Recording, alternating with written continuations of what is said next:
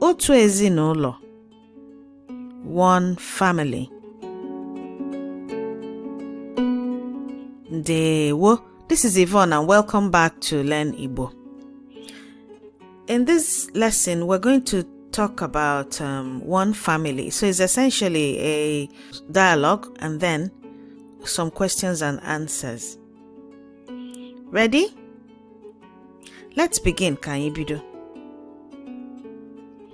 Ụmụnne m, aha m bụ Nnenna. Ụmụnne m, aha m bụ Nnenna.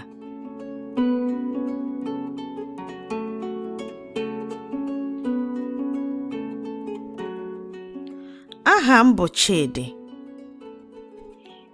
Ị bụ nwanne m nwanyị.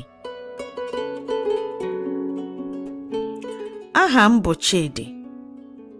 Ị bụ nwanne m nwanyị.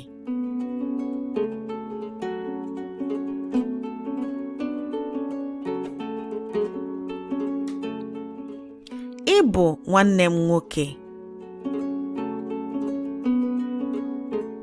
Ị bụ nwanne m nwoke.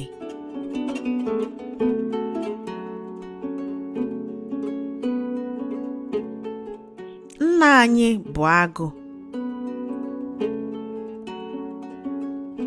Nna anyị bụ agụ.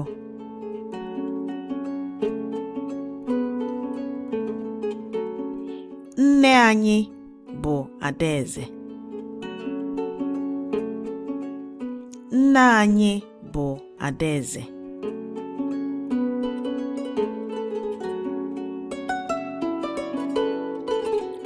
Mama nnukwu anyị bụ Ngozi.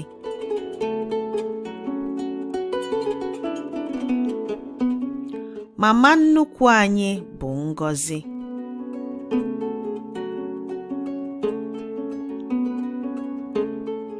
Papa nnukwu anyị bụ Obi.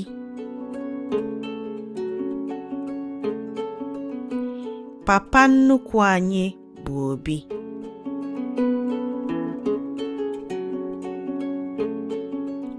Ụmụ nwanne nna m bụ Ike na Uche.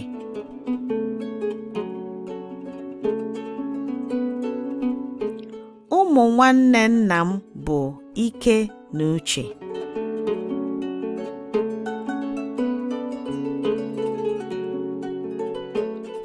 Ụmụ nwanne nne m bụ Amaka na Ebere.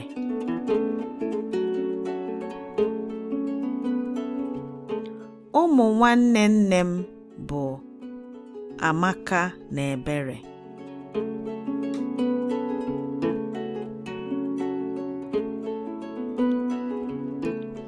Anyị niile bụ otu ezinụlọ.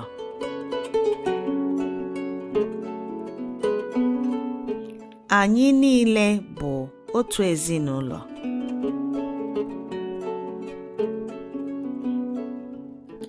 Ajụjụ questions.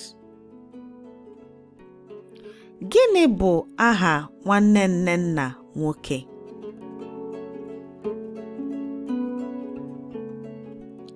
Gịnị bụ aha nwanne Nnenna nwoke?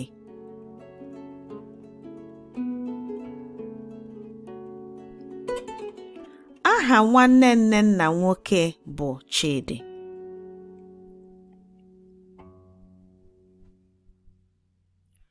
Aha nwanne Nnenna nwoke bụ Chidi.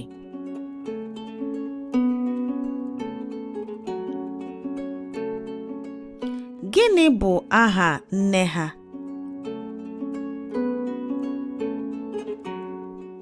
Gịnị bụ aha nne ha?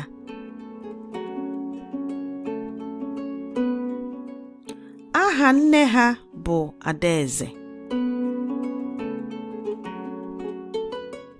Aha nne ha bụ Adaeze.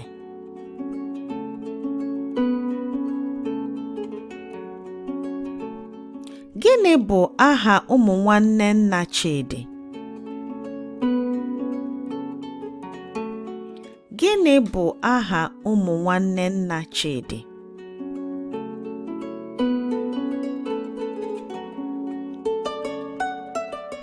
Ụmụ Ụmụ nwanne nna Chidi bụ Ike na Uche. Ụmụ nwanne nna Chidi bụ Ike na Uche.